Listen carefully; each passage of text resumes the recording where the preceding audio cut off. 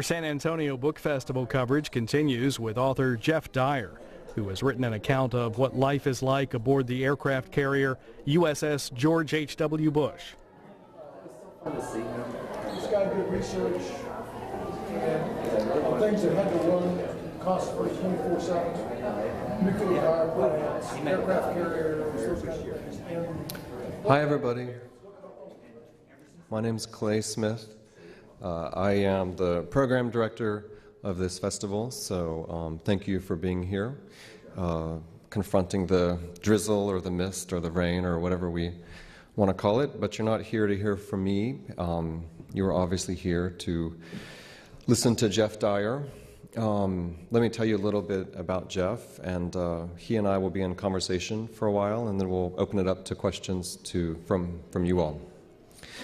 Geoff Dyer is the author of 4 novels, 2 collections of essays, and 7 genre-defying titles, and they are But Beautiful, The Missing of the Somme, Out of Sheer Rage, Yoga for People Who Can't Be Bothered to Do It, The Ongoing Moment, and Zona, a book about Tarkovsky's film Stalker. He's the editor of John Berger Selected Essays and the co-editor with Margaret Sartor of What Was True, the Photographs and Notebooks of William Gedney. He's a fellow of the Royal Society of Literature and an honorary fellow of Corpus Christi College at Oxford. A selection of his essays entitled Otherwise Known as The Human Condition won the National Book Critics Circle Award for Criticism. So that's the official bio of Geoff Dyer. The more sort of informal and briefer one says that Geoff is one of the most intriguing and wide-ranging intellects writing today, period. He's written about World War I, jazz, photography, the Venice Biennale, D.H. Lawrence with razor-sharp insight and wit. He's a voluble, revealing, open-minded writer.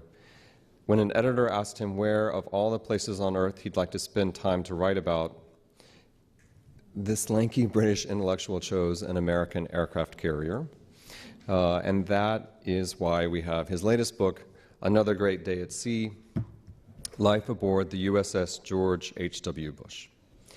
You all can meet Geoff after the two of us talk here for a bit and get him to sign his books for you. We want you to remember that sales of books during this weekend actually benefit the festival and help ensure that we can continue to produce this event in the future. So we hope you'll meet Geoff after the two of us talk here for a bit. So thanks for coming, Geoff. Oh, thank you, Clay. Great to be here. Thank you all for coming. Is that really how this book got started, that Alain de Botton said to you, where of anywhere on earth would you like to spend a little time in order to write about that place? And you said, oh, an American aircraft carrier? Yeah, well, I can give you quite a thorough explanation of that. I mean, as you know, every college everywhere has a writer in residence, and, you know, even some prisons have writers in residence. I mean, in addition to the ones who are who happen to be writers. And Alain de Botton once had this rather strange gig, as he was writer in residence at Heathrow Airport for 2 weeks, and then he wrote a short book about his experience. And he enjoyed that so much that he set up this foundation called Writers in Residence, the idea of which was to put writers in residence in some interesting places, and in exchange for that you would write a book about your experience. So, you know, I'm a professional writer, which means I will do anything to get out of the house. So when he called and said, was there somewhere I'd like to go, I immediately liked the idea of it. And then as I thought of where I might like to go, it became very quickly apparent to me it would be a real waste to go anywhere that I might have access to in my normal life. You know, even a super luxurious sort of over-the-water bungalow in Tahiti, which, you know, I like. Of course, I like that kind of stuff. But the thing is, I could go there under my own steam, and with a bit of ingenuity, I could probably arrange it for free as well. So, you know, there was no need, there was no point thinking of. So very quickly, I mean, the thought process narrowed down to somewhere really, somewhere military really, somewhere that you couldn't get to in your own life. Britain doesn't have an aircraft carrier because we're still kind of bankrupt from fighting the Second World War. And there's one being built, I think. But in any case, I wouldn't have wanted to be on a British aircraft carrier. But I said to Alain de Botton, if he could get me on an American aircraft carrier, I would do it. And time went by, about 4 months, I think, maybe even less. And he called back and said, okay, that's it, you're on. You've got to just, when are you free to fly to Bahrain? And from Bahrain, we would fly onto the carrier. And then it was really striking to me how painless this process was, because, I'm here in America on an O1 visa, and it's a real headache getting a visa. It's incredibly time-consuming, and you have to call in all sorts of favours from people to get to write letters for you. Whereas getting on this aircraft carrier, strangely, involved no effort at all. So when I did the first public event with de Botton in London when the book came out, I said, was it really as easy as it seemed? And he said, no, it was actually the most difficult thing he'd ever been involved in. And at one point, he got a call from a really quite high-ranking sort of public affairs person in the U.S. Navy, who said, "Look, I've discovered there are two Geoff Dyers, both of whose names are spelt in exactly the same way. One seems to write these sort of layabout novels. The other is a perfectly respectable journalist with the Financial Times. Please tell me it's the second one." But de Botton, who's trained as he was educated as a philosopher, which means he's able to fudge these issues of truth and falsehood. And anyway, they ended up with me, and that's how it came about. Yeah. So this may be, besides Catch-22, the funniest book about the military that I have ever read. And one of the funny things about it is yourself. And you write quite honestly that you have a total inability to get used to things that you don't really want to get used to. And when you showed up on the ship, you had asked for a room of your own. Well, it's not only had I asked for a room, I mean, I was really adamant that I had to have a room of my own, and they wrote back and said he has to understand that sometimes there are sort of 400 people to a dorm. He's going to get quite sort of VIP treatment by sharing with just 5 other officers. And I was able to write back, no. For me, actually, I'd rather share with 400 than 5, because the more people are diluted, the better, really. I mean, it's better to share with 5 than 1 other person, I think, in a room. I mean, obviously there are many circumstances in which I'd be very happy to be in a room with someone on my own. This wasn't one of those circumstances where I wanted to avail myself of those privileges. And so I wrote back and said, I have to have a room on my own because I'll be typing at night and I'll keep other people awake. And they said, with planes coming into land and taking off, we won't be able to hear you. So then the next sort of thing, I said, my prostate is shot to hell. I need to pee twice a night, and I'll wake people up. And they said, well, they're all, and then it went on until eventually, I sort of, this was, the thing is, I really had to have my own room. I just felt I couldn't bear it. I mean, I'm an only child. I have no brothers or sisters, and as my wife is always saying in not entirely fond terms, I'm incapable of sharing. So anyway, I resigned myself to sharing this room, and I was really dreading it. And then I should have added as well, each writer in this series went to the institution that they were going to be in residence on with a photographer. So we land on the carrier, and they take me you know, I'm thinking, okay, they're going to take me and the snapper. I refer to this distinguished photographer, never by name, only as the snapper throughout the book, something that he was not too happy about when he finally saw the proofs of it. Anyway, they took me to my own room, not only to my own room, I ended up in the vice presidential suite. So the thing is that basically I took on the might of the US Navy and won. And as if you, it's always nice witnessing other people's humiliation, isn't it? But if you look at some of the reviews on Amazon, you'll see that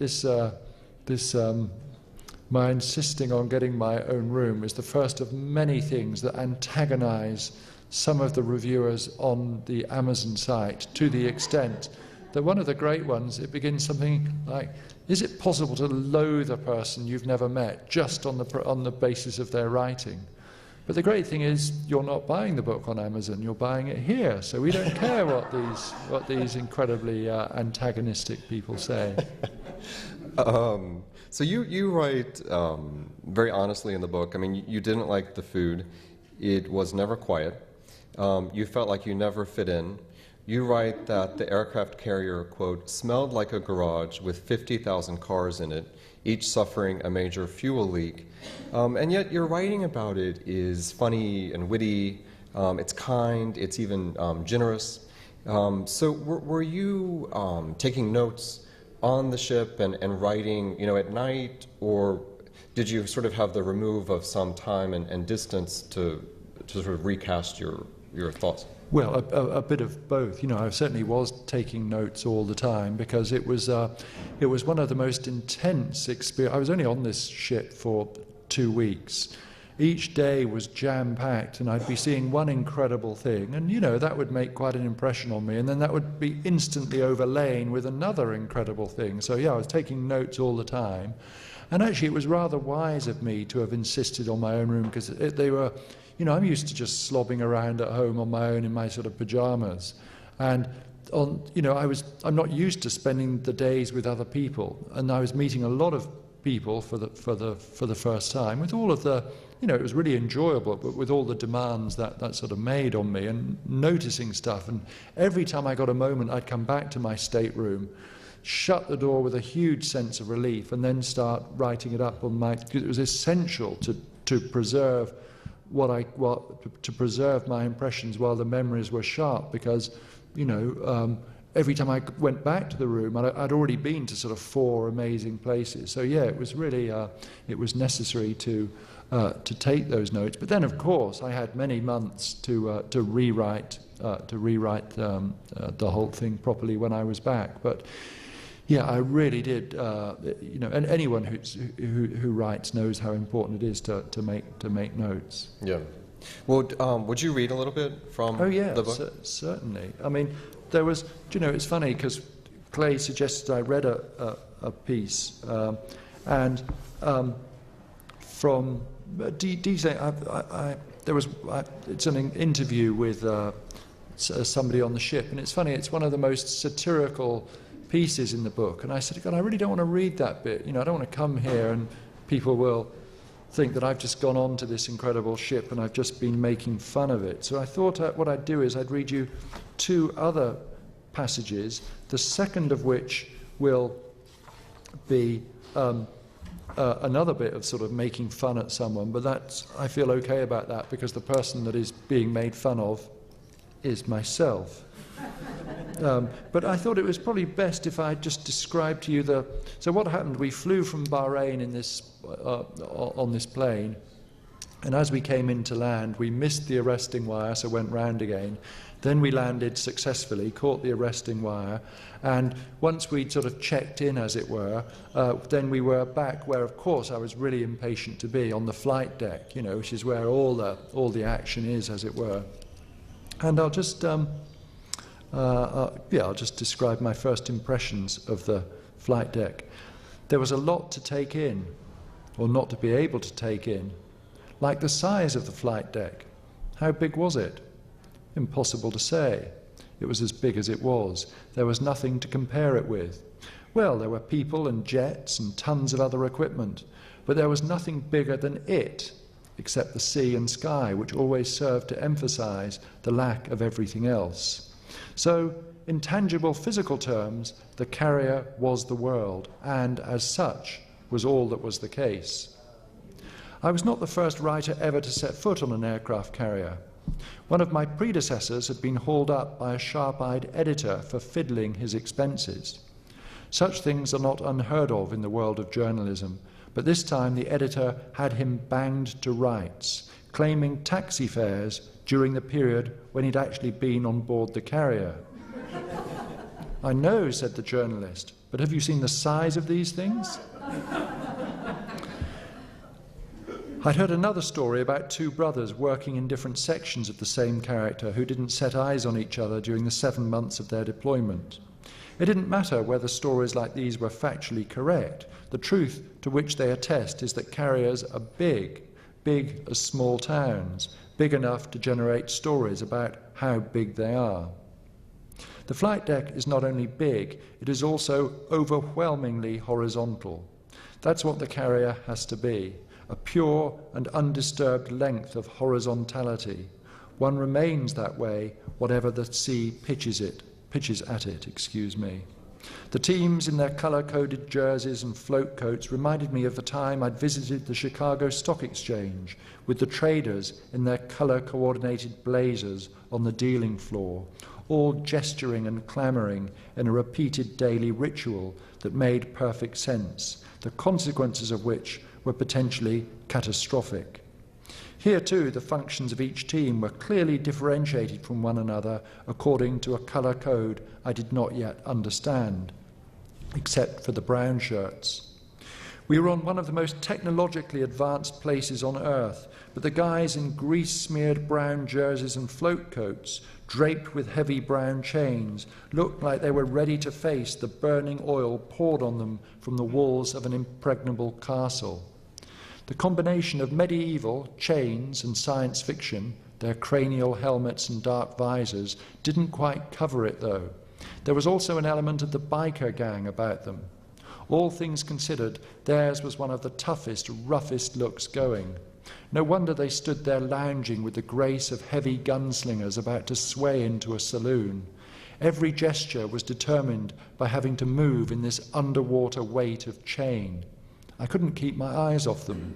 They weren't posing, but in this silent world, everyone is looking at everyone else. Sorry, it's silent because on the flight deck you're wearing these really intense ear protectors. In this silent world, everyone is looking at everyone else the whole time. All communication is visual. So you're conscious, if you're a guy with a load of chains hanging around your shoulders like an ammo belt, that you're the fulfillment of some kind of fantasy. Not a sexual one, more like a fantasy of evolution itself. And they weren't swaggering. There was just the grace that comes from having to minimize effort if a task is to be properly done, especially if a good part of that task involves standing around waiting with all that weight on your shoulders. The air was an ecological disaster.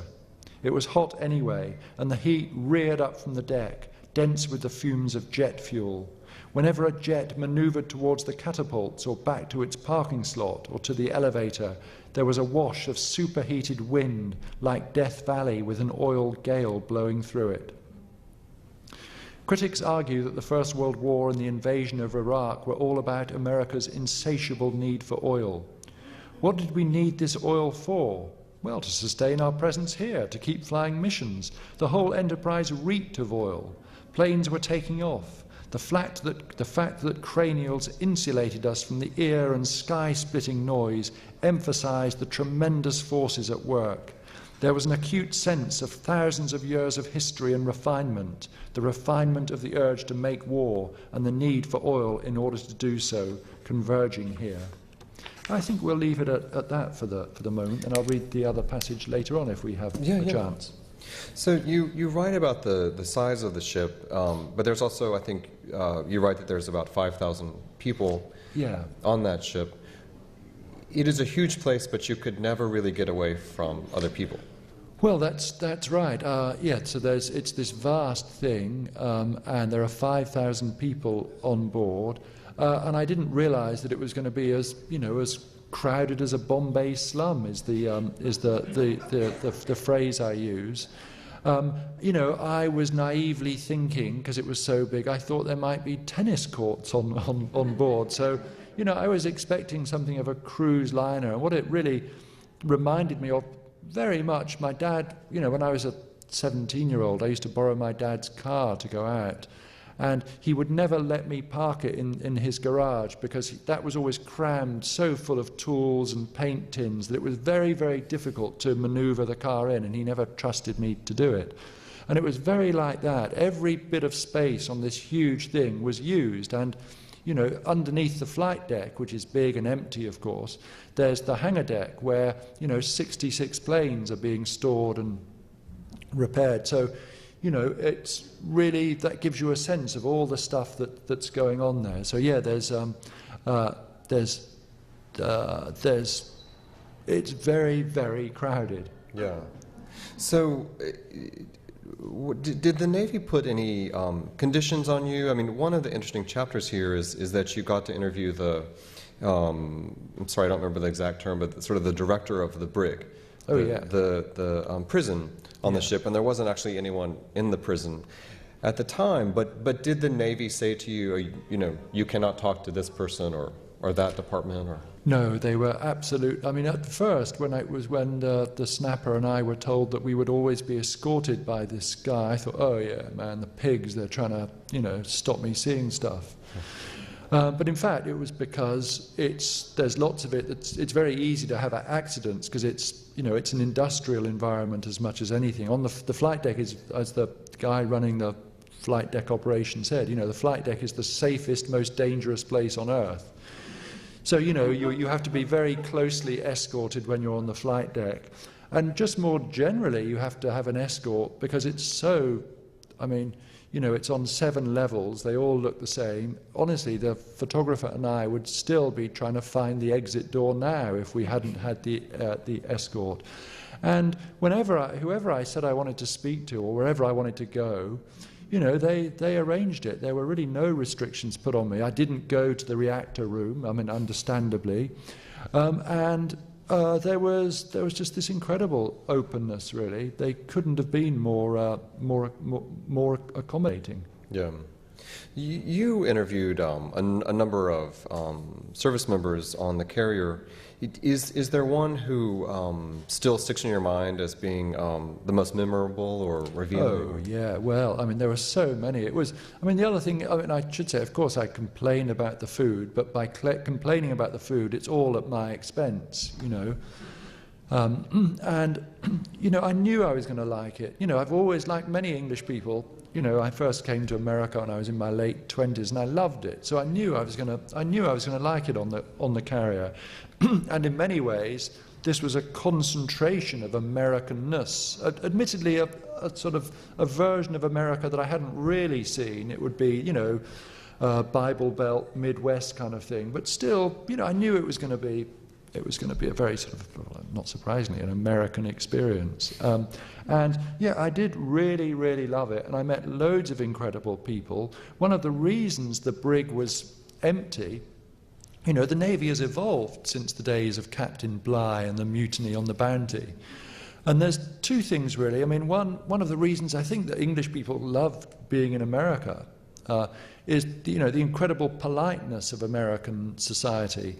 And the politeness that I've always associated with America was raised to some incredible level on the carrier for quite obvious reasons. Politeness is a way of making your way through the world painless, and it doesn't, so it's just a way of keeping of things going. So the captain of the ship had really created a very, very nice atmosphere. These kids are all, they're crammed together for 7 months. And the other thing I think that it had a huge effect on making it so, but, I should have said this actually.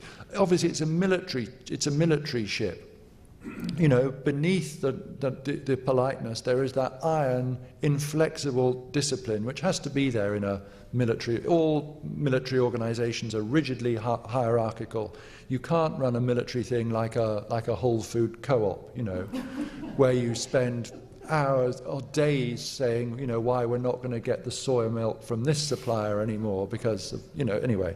So, but, so it's incredibly hierarchical, very, very polite. And the other thing that I think had make life so much easier for everybody.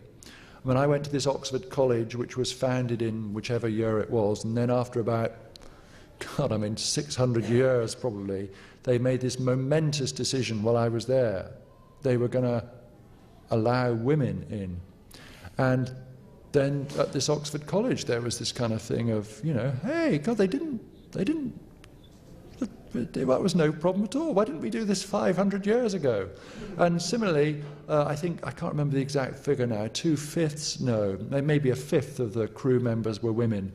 And that was another of the great, there'd been so much resistance to it, and then it was a similar thing. And one of the older, higher-ranking officers on the ship said to me that after all this fear about what women would do to the whole, was it just going to become this kind of, incredible thing where all anyone did was flirt all day.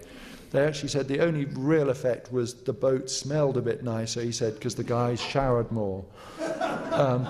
So yeah, but the military weirdly has had the military was at the forefront actually of racial integration. So it's a sort of funny thing. It felt like a very progressive place. I didn't see any. It was a funny thing after I'd been on the boat for this 2 weeks, and and then when I flew off the boat, there was a woman flying off with me, and she wasn't in her sort of uniform. She was just wearing a normal T-shirt, and she had long hair, and I was kind of noticing her, shall we say. So I wrote about this in the book, and another comment on Amazon was from one of the crew members who said something like, yeah, I've read that bit about him sort of eyeing up this woman, and he said, yeah, he's a bit creepy. So basically, I was the only creepy guy on the boat, it seems. I was also the only guy on the boat that called it a boat. The politeness, the sort of heightened politeness that you mentioned seems pretty important, because you do write that, quote, for everyone except the pilots and helicopter crews, the carrier was a kind of prison ship. Mm-hmm. So for these 5,000 people on board who had to stay on the ship much longer than you did, is it because of that politeness that they're able to withstand it, or? Well, there's all sorts of things. they're kept incredibly busy as well. Another of my naive assumptions, I assumed there would be a bar where I was really looking forward to racking up some expense claims. Of course, there's no bar, they're kept incredibly busy. They're working the kids are basically college age, and when I was at college, a lot of that time was spent drinking, and they're working really hard, and then when their long, arduous days end, they're doing one of two things essentially. They're either working out, so they're all they're in the gym a lot, or they're passing exams to try to get to to work their way up to the next level. It's really very impressive. And I should have said that when you asked about did I meet some impressive people, the captain was incredibly impressive.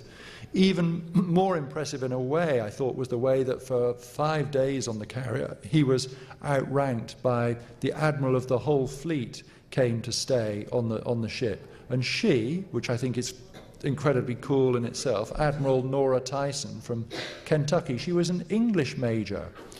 So it was just a really, a lot of the people hadn't, there were a lot of the kids I was talking to, they were, of course, as you'd expect, people who didn't have much else going on in their life. And many of them were those kind of kids who weren't academically gifted at all, but, they'd be, from the age of 12, they'd be able to sort of repair a bike puncture.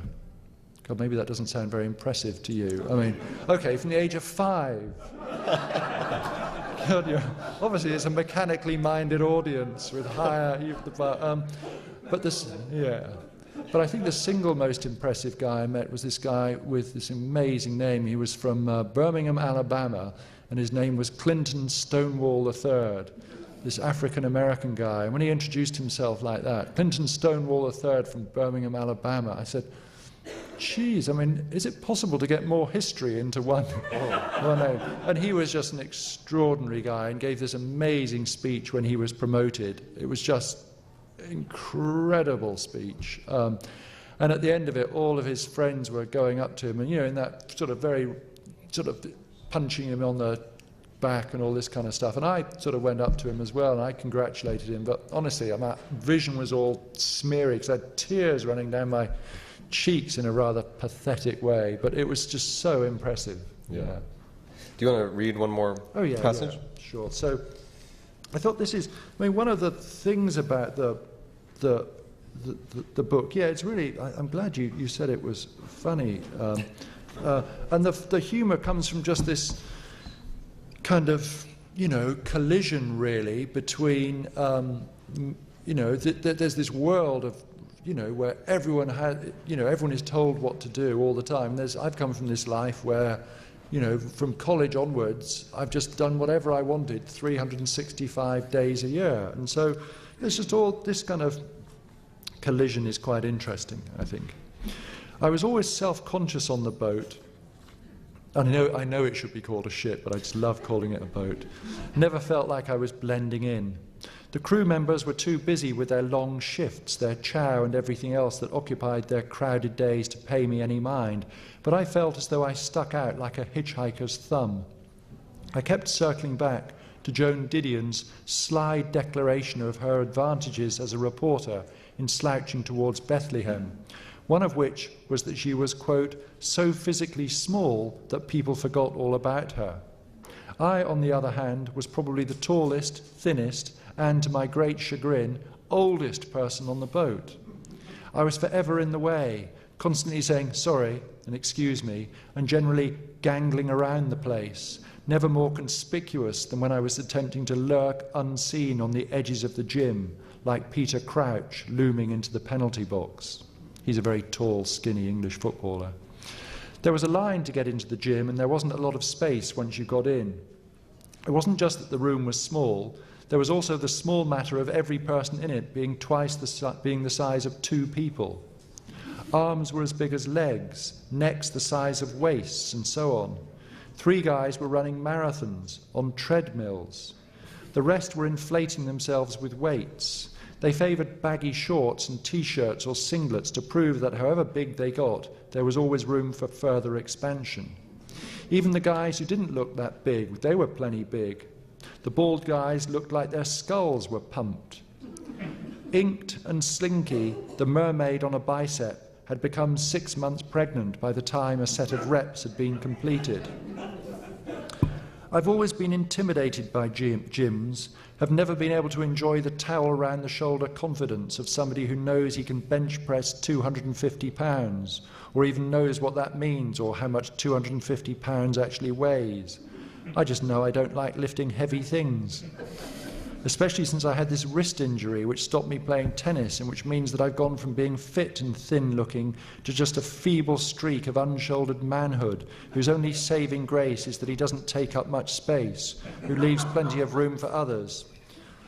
I slunk in the corner like a whooped pup, wondering if a visible tattoo of a bulldog would have made me look more or less pathetic. The room was bursting with straining flesh and grimacing biceps. Breath came in fierce snorts. There was the clank of heavy metal being laid roughly to rest.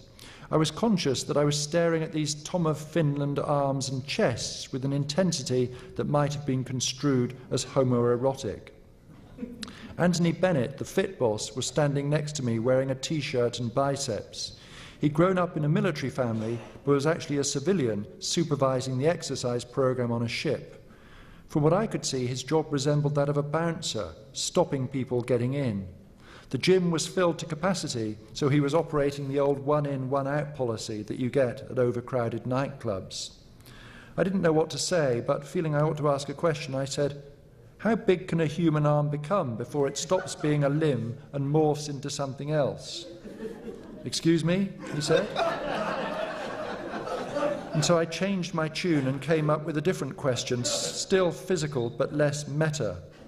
I said, "Are you the fittest person on the boat?" I said. "A lot of people fitter than me." "A lot of people fatter than me," I quipped back. Then, fearing that the conversation was taking on a slightly unhinged quality, I asked him about the food and its compatibility or otherwise with fitness and well-being. Most people eat healthier on the ship than they do at home, he said. This seemed stodgily plausible. I nodded in a way that I hoped would not seem too tofu snooty. We stood without speaking, arms folded, his massively, mine meagerly, like spectators at a muscular orgy. Don't suppose you know anyone I could score some steroids from, do you? I said after a while. He smiled, shook his head, said he'd ask around. Well, better make room for somebody else, I said, squeezing past him as though I'd just shattered the world bench press and reps record. So there's lots of encounters like that. Yeah.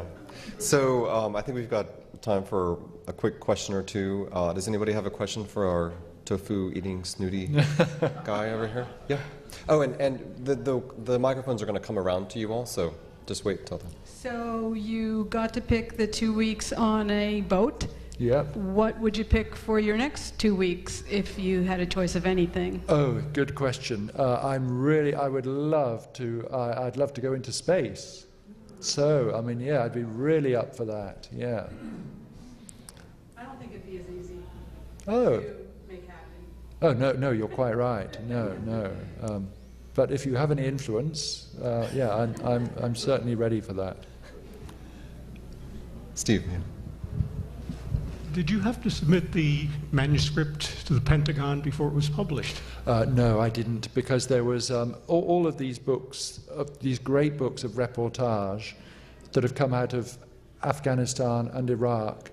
You'll find that in all of them, the writers always end up saying how accommodating the military were, because the great thing about a book, it's published so far after the event, there's not really any case to be made for it jeopardizing, operational security. And this is so sort of anecdotal and observational. There was, there was nothing. And you didn't get close to combat, I assume. Well, I saw the planes taking off, and they and then they'd land again. But really, it wasn't. Even if whatever the planes had been doing, I wouldn't have seen what they were doing. But it just really wasn't an issue. And also, the truth is that the military comes out of this looking, pretty well, and justifiably so. There's the bigger question, which I don't get into, of whether the aircraft should be there at all. That seemed to me a whole other question, whether Iraq should have been invaded. And fortunately, we haven't got time to get into that now. Yes.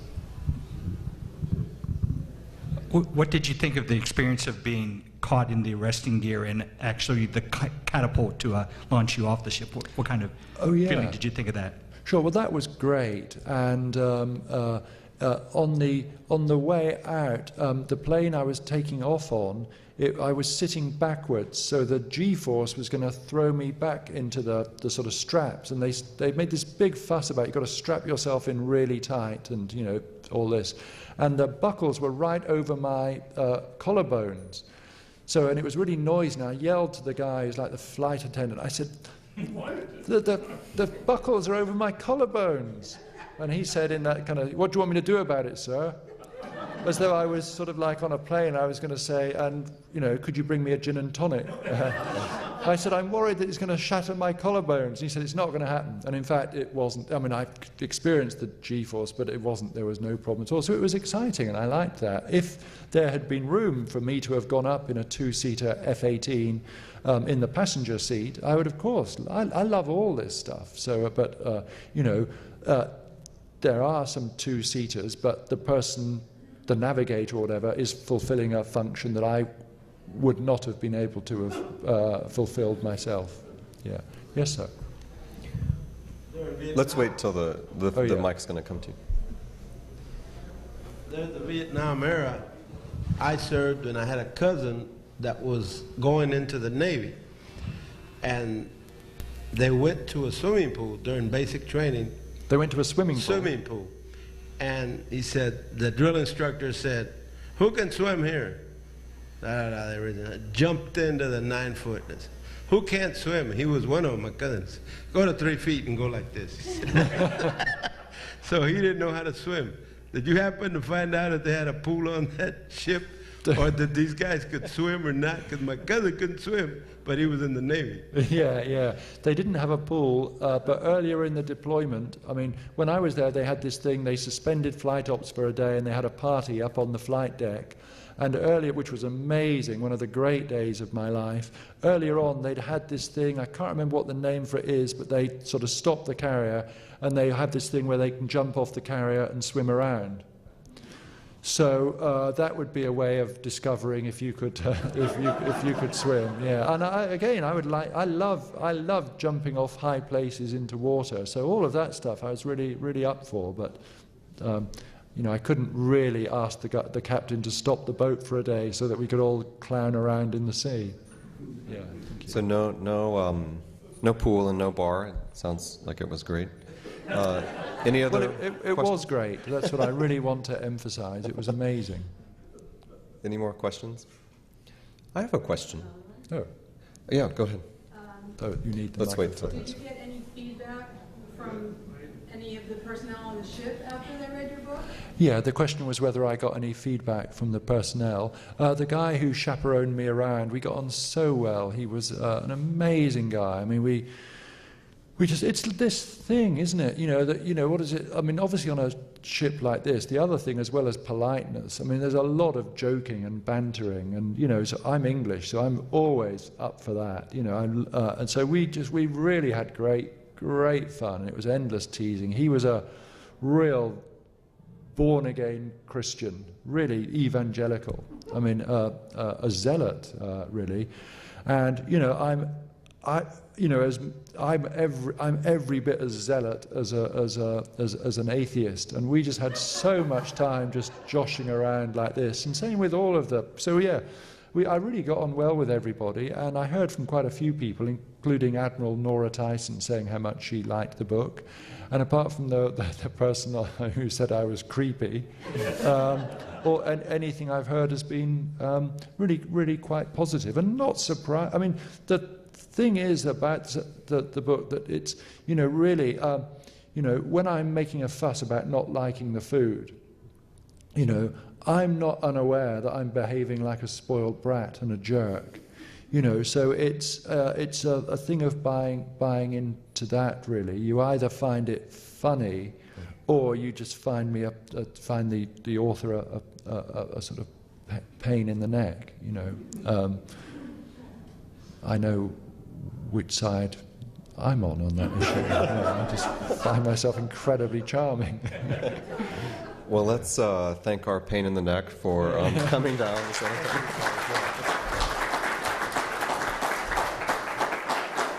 And Geoff is going to go sign books up on the second floor, so just meet him up there.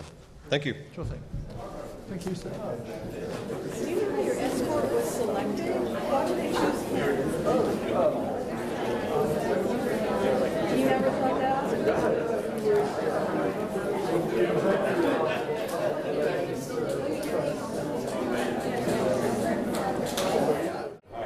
And now the final panel from the San Antonio